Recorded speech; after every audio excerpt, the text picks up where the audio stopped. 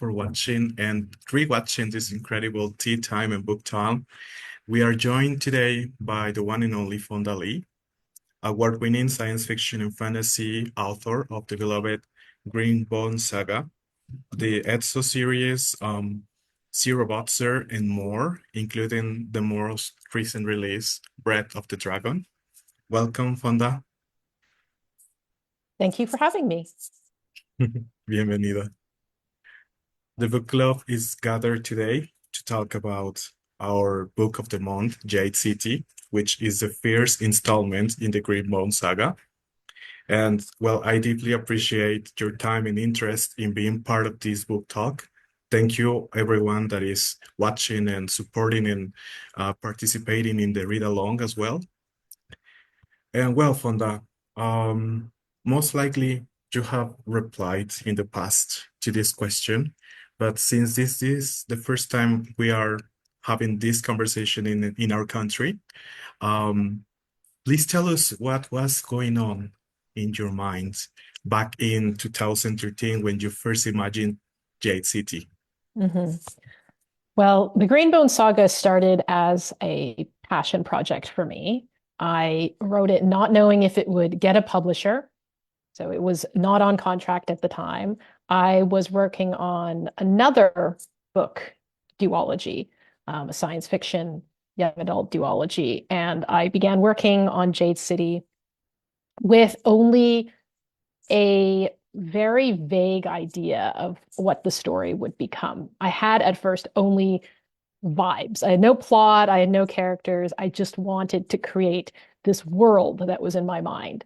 And the world was a combination of things that I loved in fiction, but that I hadn't seen put together, that I wanted to read, but I couldn't find the book.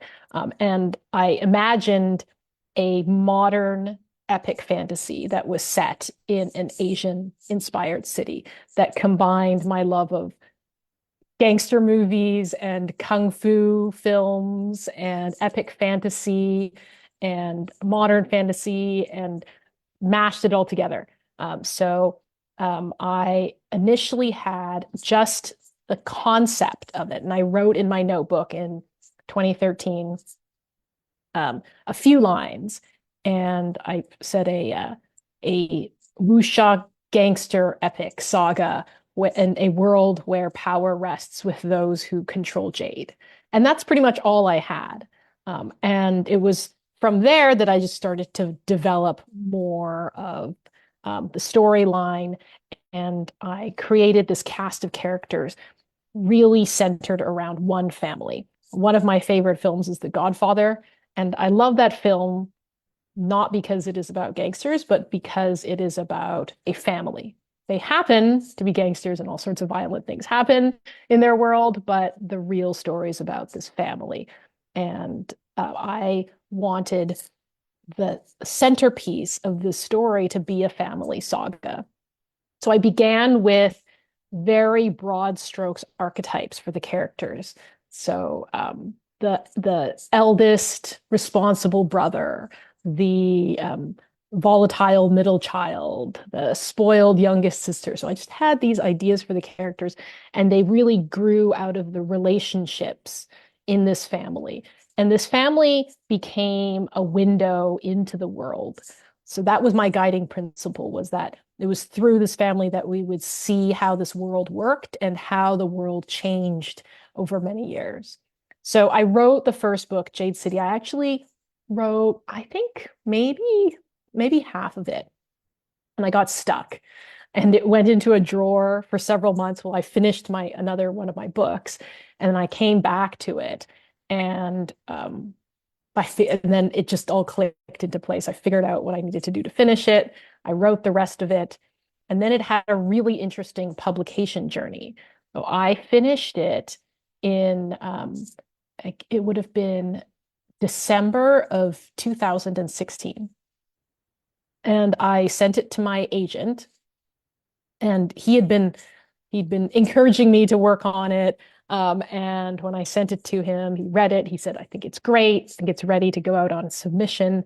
And because it was November, he said, well, wait until after the holidays and early in the new year, we'll take it out to publishers.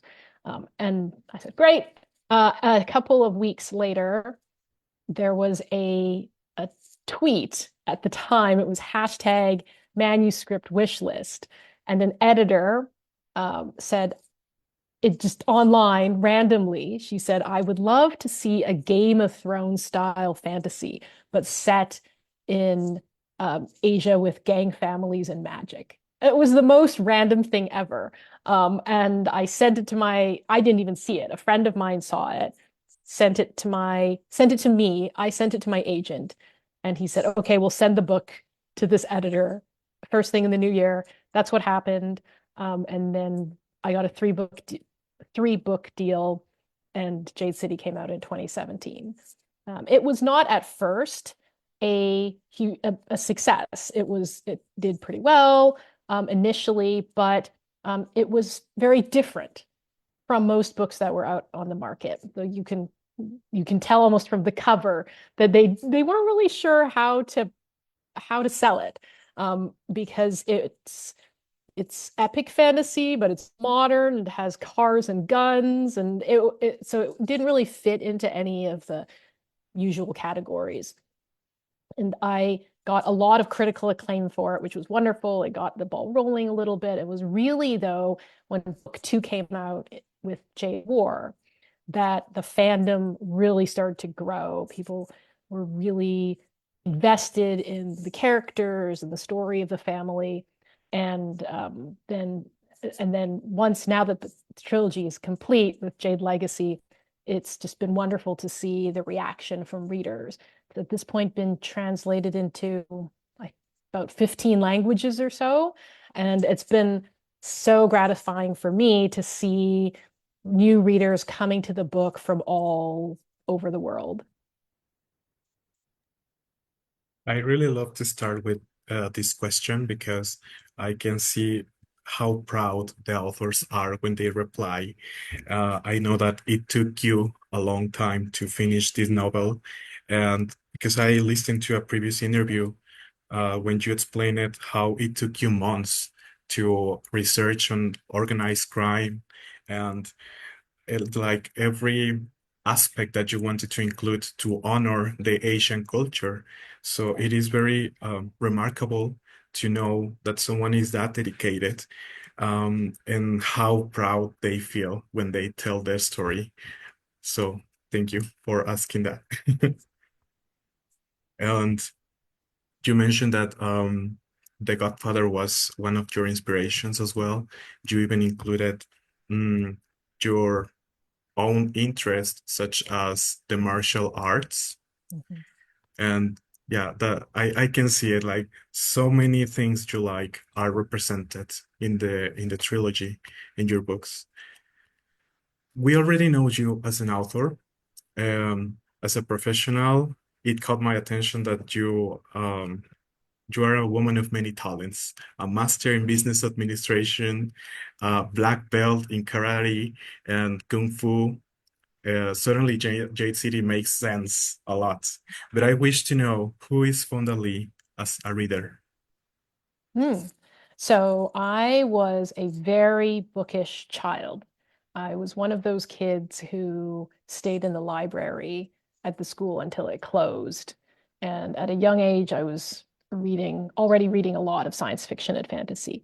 So early on, Chronicles of Narnia, Lord of the Rings, Isaac Asimov, Ray Bradbury, Anne McCaffrey. I discovered all of that very early on in life, and I read a lot. And I've always been a lover of the genre. I also love to read broadly. So some of my other favorite genres won't surprise you: crime fiction, but also historical fiction. I love historical fiction. And I get a lot of my inspiration from reading outside of the genre as well. One of the struggles now that I am an author is finding time to read. I used to spend my free time reading. Now I have to write my own book, so it becomes harder to find the time. And so oftentimes I'm trying to to squeeze it in here or there, to read audiobooks, which is easier for me to digest when I'm spending all day looking at words. I also, in more recent years, discovered short fiction. I was never a short fiction reader, but it was now that time is more precious, short fiction has become something that I really enjoyed because I can fit it into smaller spaces. After I wrote the Green Bone Saga, I wrote a novella set in the same world called The Jade City of John Loon, and then a series of short fiction stories that I wrote for fun. And then a publisher said, well, collect them into a short story collection, the Green Bone Saga. And I wrote another novella as well, Untethered Sky, which is a fantasy novella. So some short fiction has definitely become part of my diet as well. That's amazing. I mean, we now have tons of recommendations for us to read.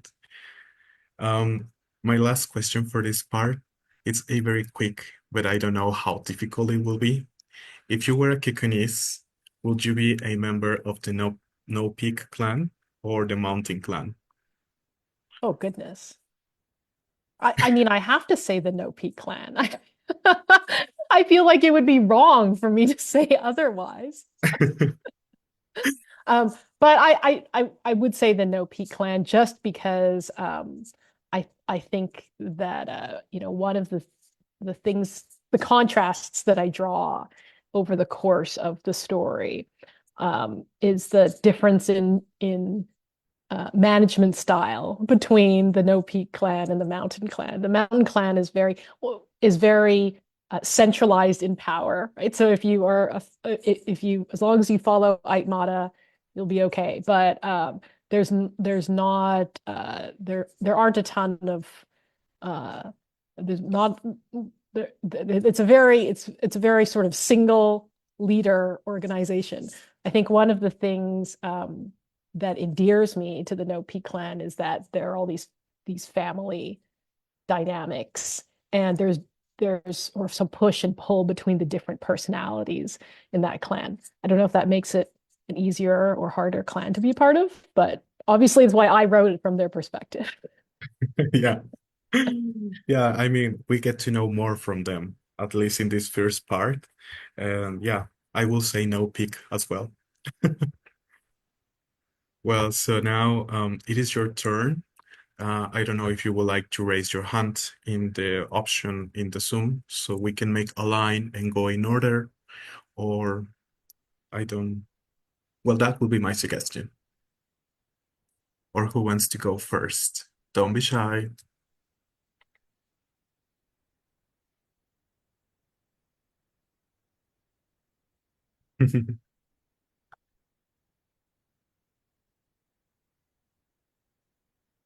Okay, Nat, go ahead.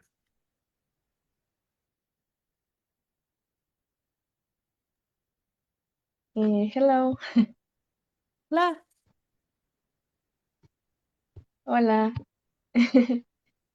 Well, it's a pleasure to meet you, Fonda. It's wonderful to be here, surrounded by my friends, my bookish friends, and you.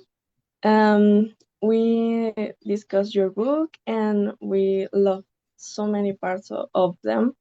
And while I was reading it, I was imagining like a movie scene for the fight scenes and no sé, well, the streets and the city and the gangs. It was wonderful. Oh, gracias. Um, my question, bueno, I have two questions. One is for your creative process to the magic system. Uh, and the second one is for what is the part that you enjoyed the most while you were writing this saga and this book? Mhm. Thank you. So the first question, which was the creative process. Uh, so my really the world building for my fantasy novels is based a lot on my preference for magic to feel very grounded, very real, very much a part of day-to-day life. So I prefer fantasy where the magic doesn't really feel like that spectacular over the top. So you will generally not find that I write fantasy where there's wizards and lots of spell casting. And I tend to write fantasy that feels almost science fictional. And that was my goal with the Magic Jade, was that the characters just think of it as part of their world. And it's mysterious, but there's lots of things in our world that are mysterious, but it's treated like a resource. It can be dug up and distributed and sold and stolen. And there's a lot of cultural significance to the jade. It's part of their culture, it's part of their religion, it's part of the way they talk, and the social rules and norms of their world. So the reason why I picked jade was because in fantasy oftentimes there's magic crystals, magic weapons. But in our world, jade already has a lot of significance in Eastern culture. It is considered the most valuable substance. It was considered more valuable than gold or diamonds. And they had spiritual significance as well. So the ancient Chinese believed that it was a link between heaven and earth.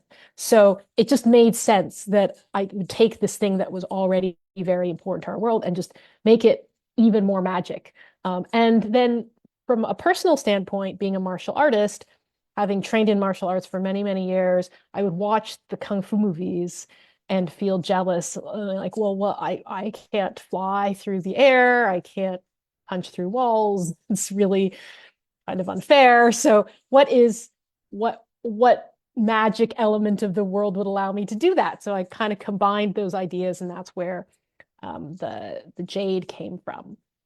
And then for me, the most enjoyable part of the writing process is twofold. The first is constructing all the little details of the world. So I really love naming things. So one of the things I enjoyed the most was coming up with the names for the luxury cars, the districts, the restaurants, the titles in the clan, those little things that make the world feel real. To the point where after I wrote the series, I wrote a travel guide to John Loon that then got put in the back of the book as bonus material because I liked the idea of a reader imagining themselves getting on an airplane and going there and going to the Twice Lucky restaurant and ordering the squid balls.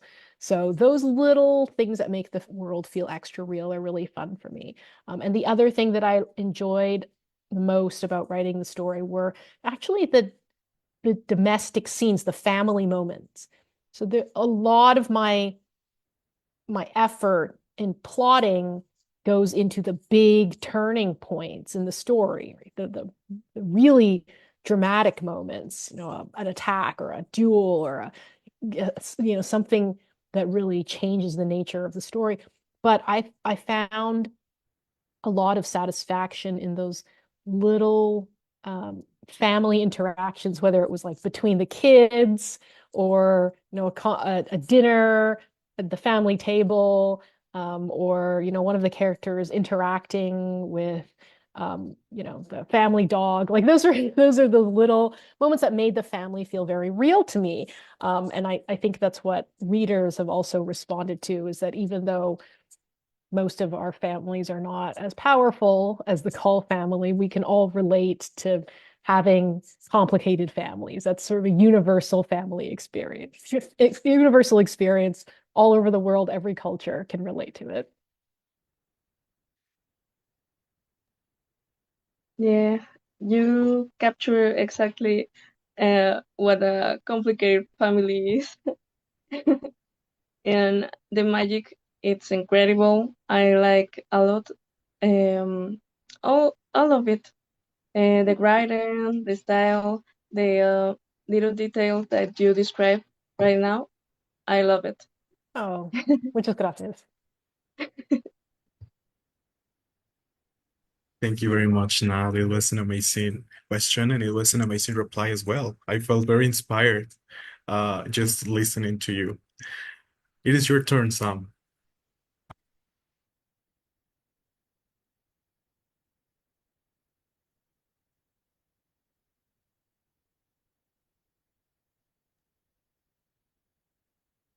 Yeah, Yeah. sorry. Hi, nice to meet you. So I have two questions, but before that, I just want to say that reading Jade City has been a journey, a very pleasant one. So thank you so much for that.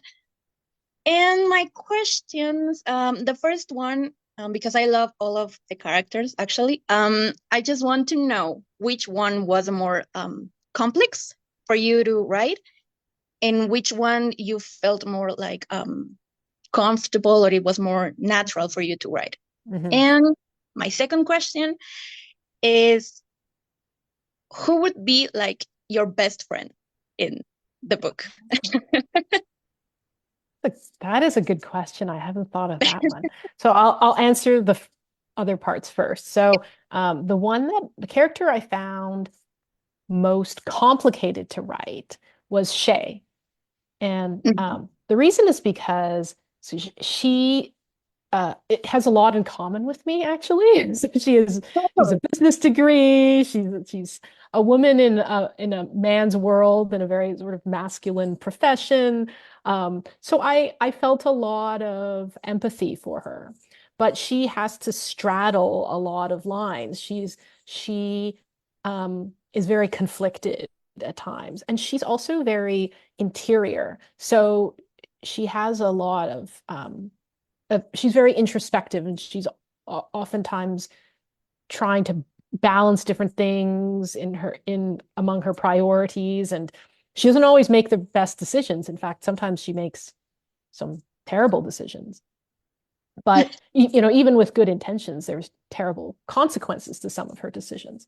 So the challenge with Shay was to allow the reader to get to know her, to make her understandable and sympathetic, even though she's a character who at times is very indecisive. Right in the first book, she really struggles with whether she wants to be back in Jeonlun, whether she wants to be part of her family, and that I that's a hard place for a character to be, because as a writer, it's always very easy when the character knows exactly what they want. They go for what they want all the time. As a writer, that's easy to write.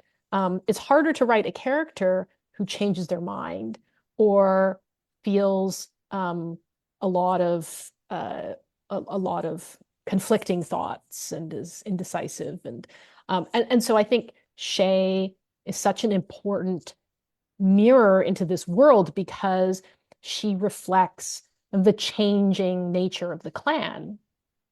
And she's really pushing it towards modernization. And throughout the course of the trilogy, she does a lot to change the clan, but she's also part of her family and loyal to her family. So that's why I think she was complicated to write, because there were a lot of sides to her. And the character that was most comfortable for me to write was Hilo, because he's like the opposite of Shay. And he wears his heart on his sleeve, right? He's so open with his emotions. And whether you agree with his decisions or not, he always makes them very confidently. He knows that what his priorities are, right? His priority is always to protect his family. And I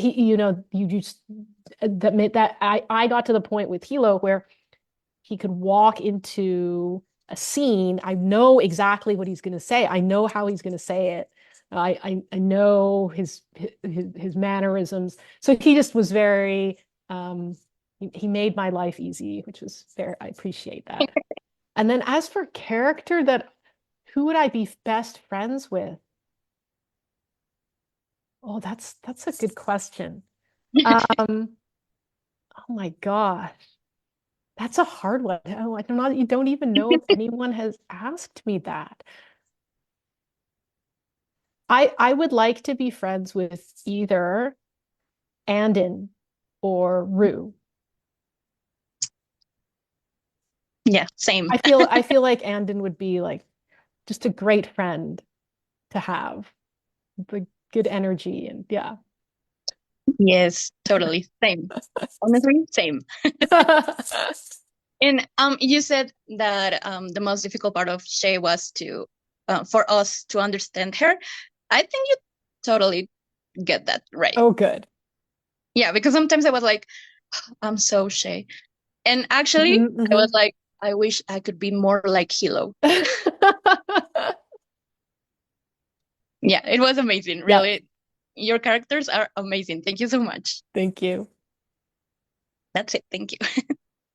Thank you, Sam. And again, congrats, one of the lucky winners in the giveaway. Yay. Thanks. Well, for the next one will be Carla, but she's having like some struggles with her audio, so I'm going to read. She says, I would like to ask two questions. One, is there a character in which we can find a part of Fonda Lee? I mean, is there a character in Jade City that represents yourself? And the second one, what has been the biggest challenge in writing fantasy and fiction?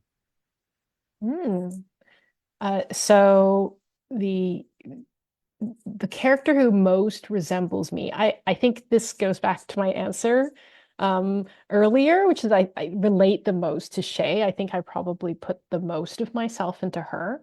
But I do feel like as a writer, I put a little bit of myself into every character so that when I write them, there's always something about them that is a little part of me that I can relate to. But in terms of who is most similar to me that I felt the most connection to, it would be Shay. And then the second part, what's been the biggest challenge in writing fantasy? Oh gosh, everything is hard. I you know, I think when it comes to writing fantasy specifically, I think the challenge has been in the past that the public still has a very narrow view of what fantasy is. I think this is changing a lot, but when I was growing up, fantasy was very European centric.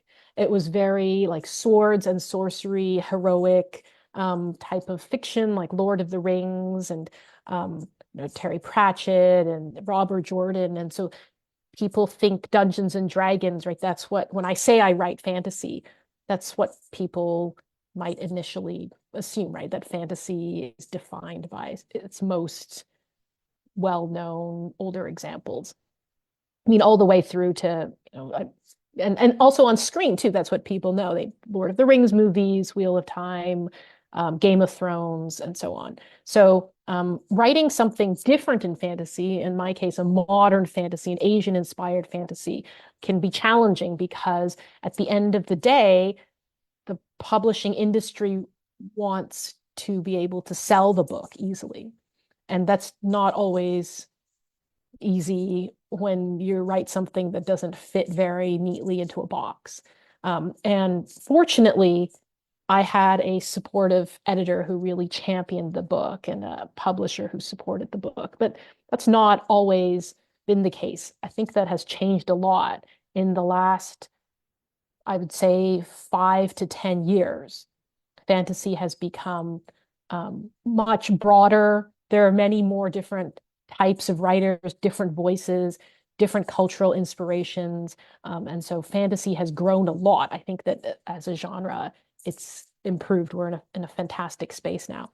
Writing in general, the challenge has been, always has been, doing the hard work of actually writing when there's a lot of noise. Right? Writing is just one of those things that it's it is always easy to deprioritize in day-to-day life, because in my case now, at least I have an editor, I have an agent. They're kind of I have deadlines, so there's something to kind of keep me on track. But especially early on in a career, I started writing when I had a full-time day job. I had two young children. My kids were 2 and 5 when I started writing seriously for publication.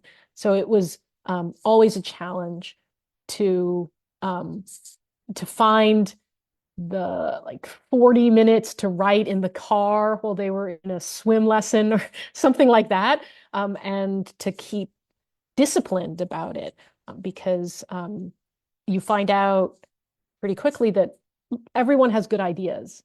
Everyone would like to tell a story, but having the discipline to sit down and write and turn an idea into a full book is something that requires a lot of dedication. And as I've gone on in my career, I'm realizing how hard it is to do that, not just for the first book, but for your seventh book, your eighth book. I just launched my 10th book. Yes.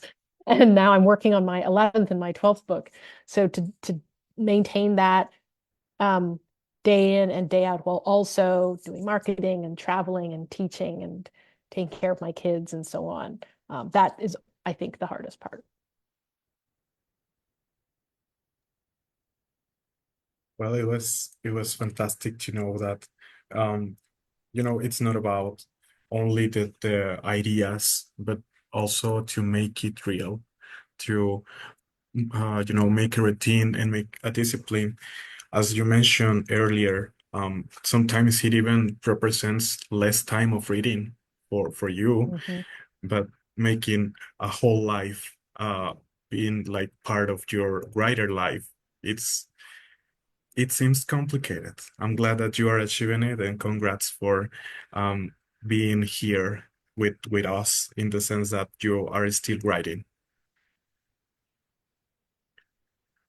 So who would like to go next?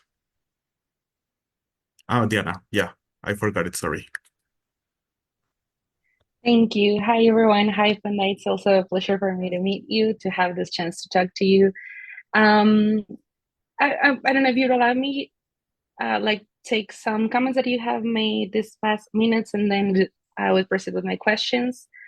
The first one was that you said that at the beginning you had like a very vague idea of the world that you would like to create, but for me, since the beginning of the book, it doesn't feel like it is vague at all. It feels everything like very structured. So I think that's what help us to build the Jade world in our minds, like time by time. And also about the action scenes, I think they were. I mean, the entire book is written in a really, like, I don't know how to explain it. It has like more structure than other books, but it doesn't. It is not like that hard to read it. And also happens with the action scenes that they are not like that.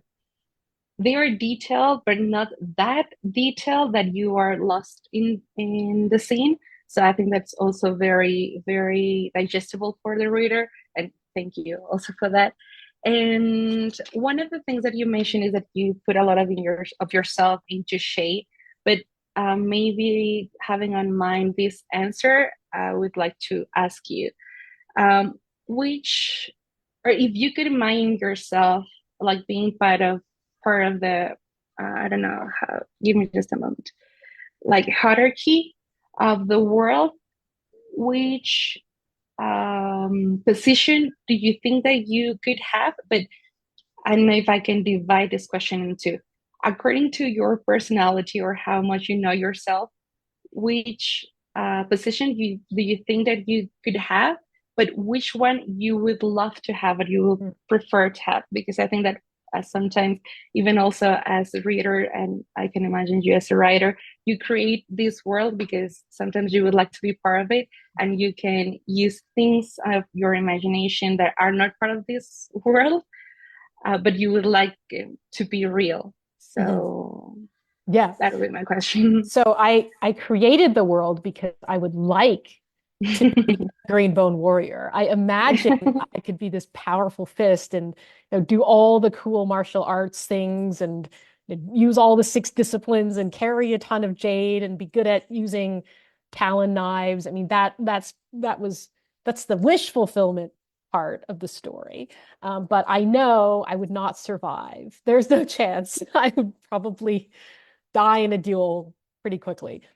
So I would belong in the weatherman's office. That would, and I mean, especially since I already had a 10-year career in business and in finance and management consulting. That's definitely where I think I would go to the academy. I would earn probably a good amount of jade, but then I would go work in the weatherman's office as like a high level luck bringer and yes, advance the clan that way.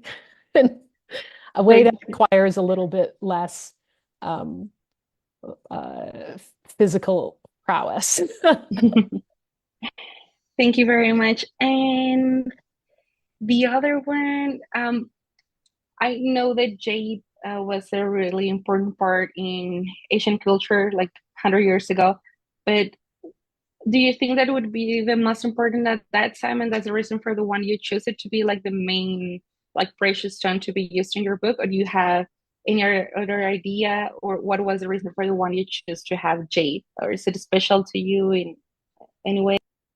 So I actually remember my relatives, and I didn't know my extended family, but whenever my grandmother visited, or like my relatives visit, I remember getting jade jewelry.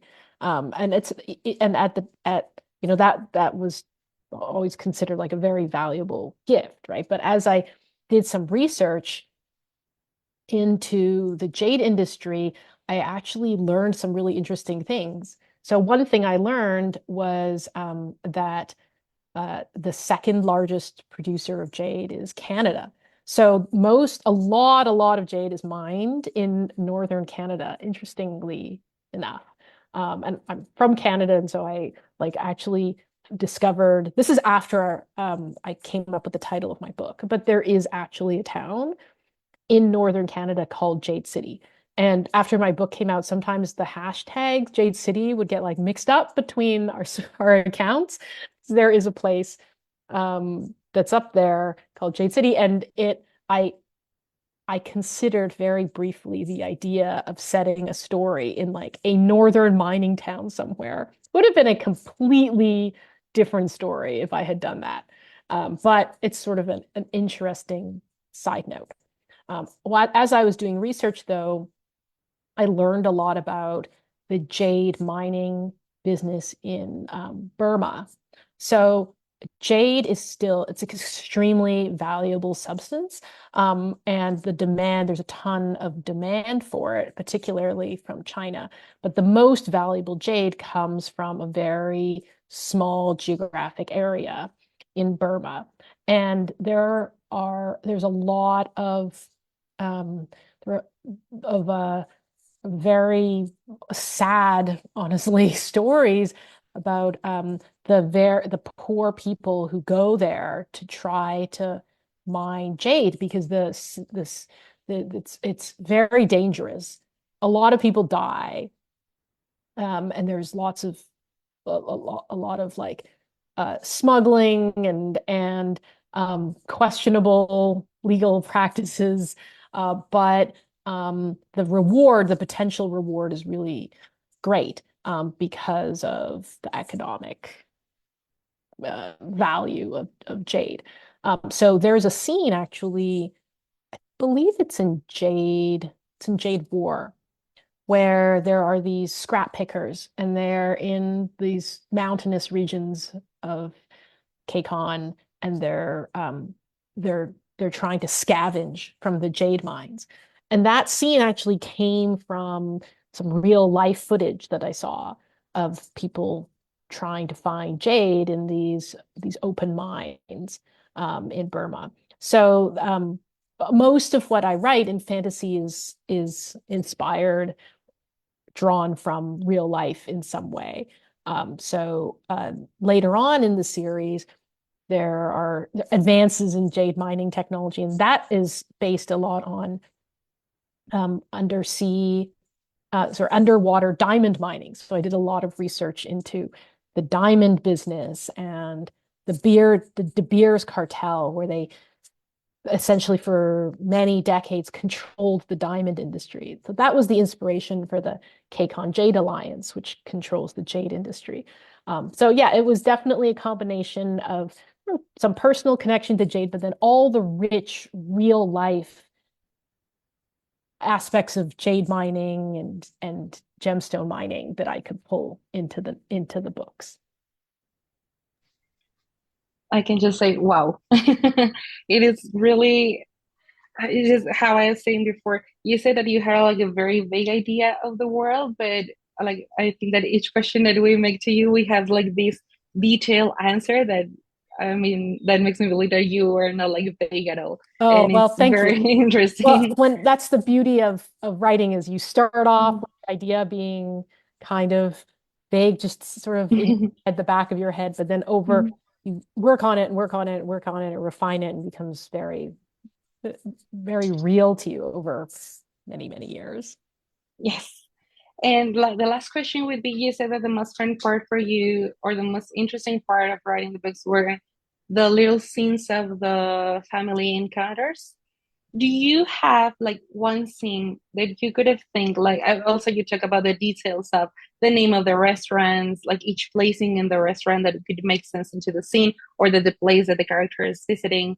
Do you have like I mean, if you are putting this story into a film or into a series, do you have a place that you would say like in the real world this would be perfectly filmed at this area or Mm, at this restaurant at this street? no, I don't. I mean, I don't think so. They feel very real in my mind, but very rarely are they based on a specific place.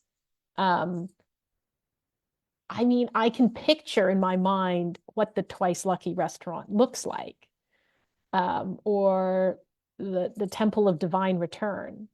Um, but they're not actually based on anything specific in my own life that I'm drawing on.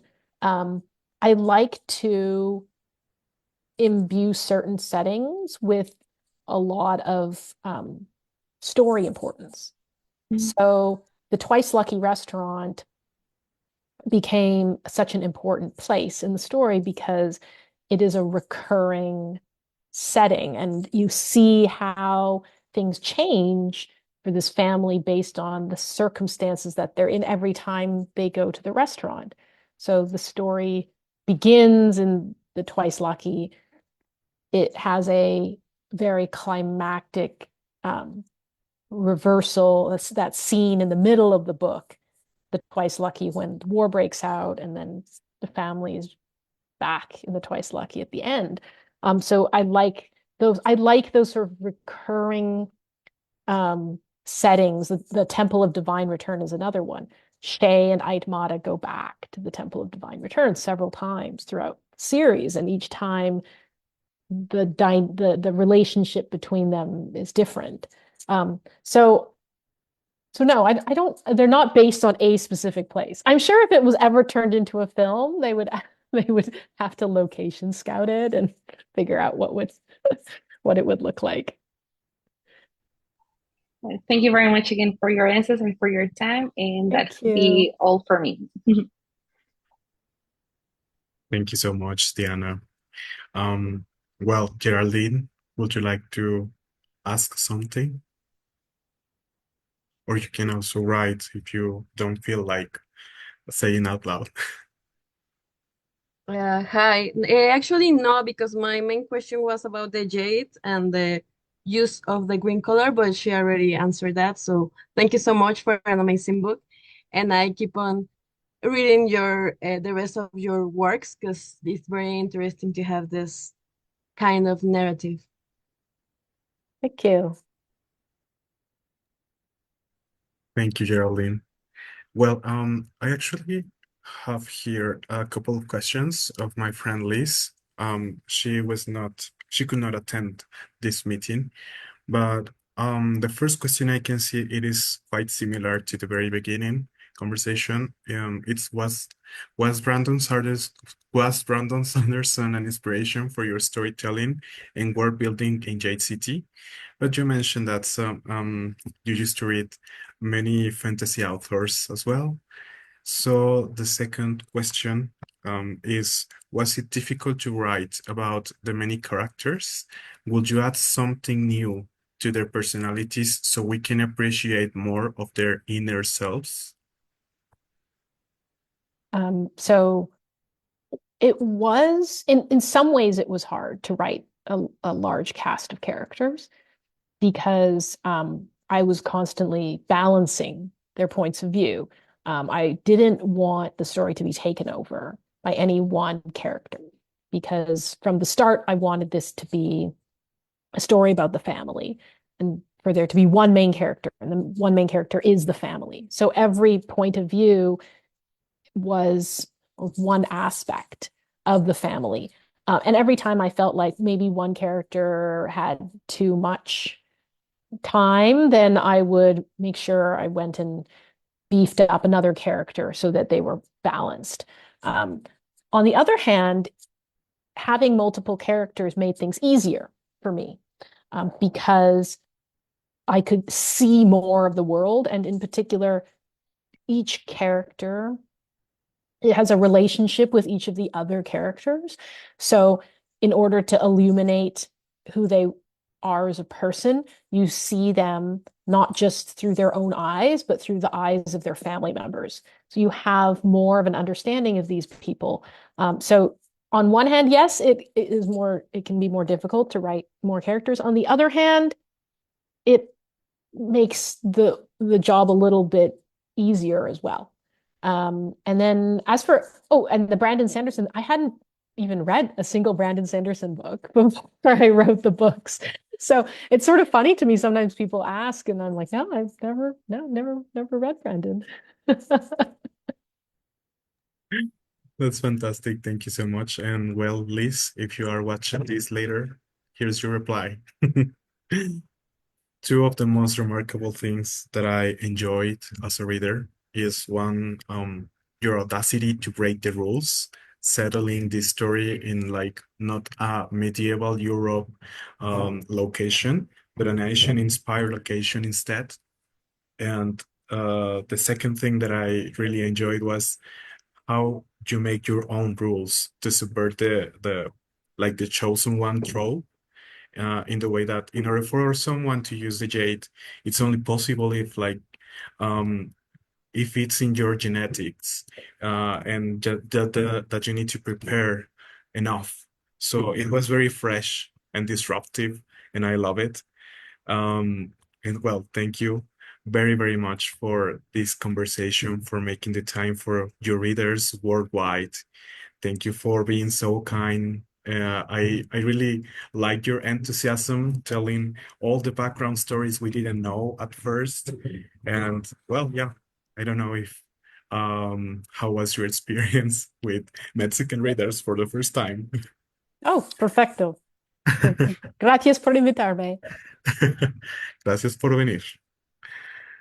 Well, thank you again, Fonda. I cannot say this enough. And everyone, please keep an eye, sorry, in the Jade War and Jade Legacy. So thank you again for being part, everyone, of this read along in February. I hope that you keep enjoying the selected books and the picks for the rest of the year. And well, Fonda, I hope we can meet personally sometime. Yes, me too.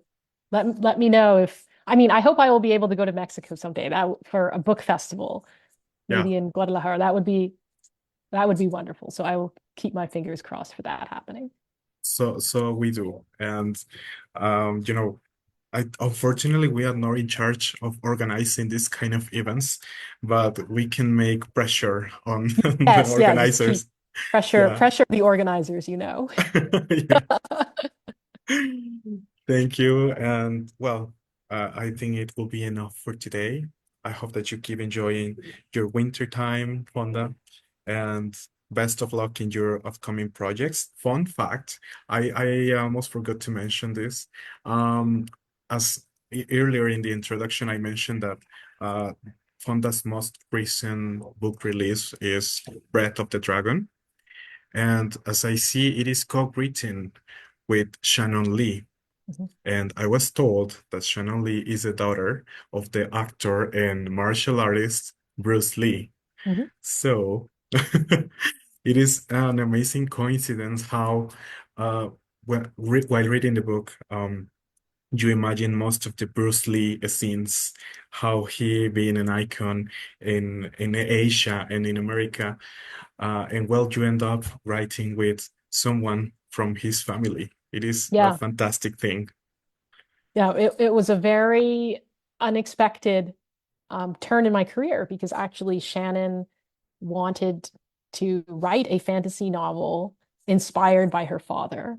And somehow she found my books, and her agent introduced us, and when we got talking and ended up deciding to do this project together. And so the first book came out, and now I'm working on the second book. So it has been a really interesting and fun experience.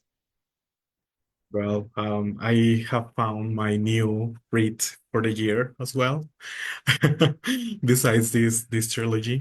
So, well, it is. I think it will be all. Thank you again, everyone. I'm so grateful. This is the highlight of my week, and um, Nat is mentioning in the chat. Let's ask for a picture together.